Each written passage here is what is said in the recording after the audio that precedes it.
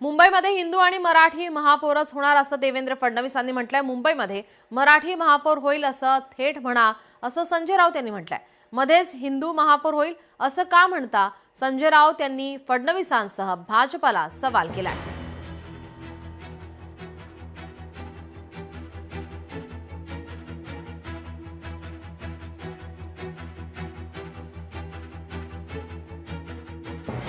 अलीकडच्या काळामध्ये वेगवेगळे मुद्दे यायला लागले।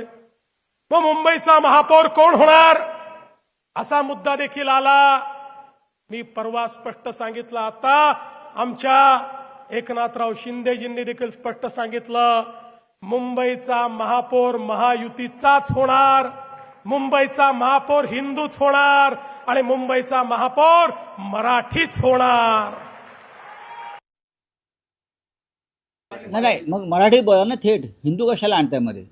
मग थेट मराठी का बोलत नाही? मराठी बोलताना यांची जीभ का अशी लुळी पडते आहे?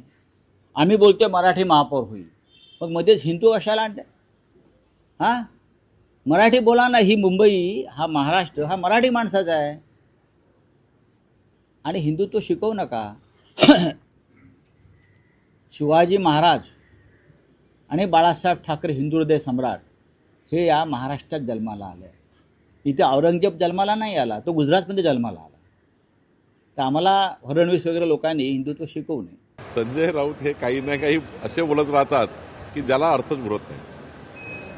2029 पर्यंत, 2035 पर्यंत, 2047 पर्यंत भाजपा महायुती एकत्र राहणार आहे।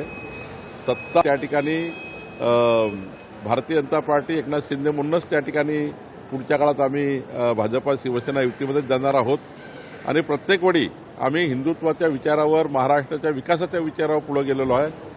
तथ्यहीन बोलणाऱ्या संजय राऊतवर किंवा समाजामध्ये संभ्रम निर्माण करण्यासाठी जे काही स्फोटक विधानं संजय राऊत करतात किंवा तथ्यहीन बोलतात, त्यावर मीडियानी मात्र जास्त जोर देऊ नये असं मला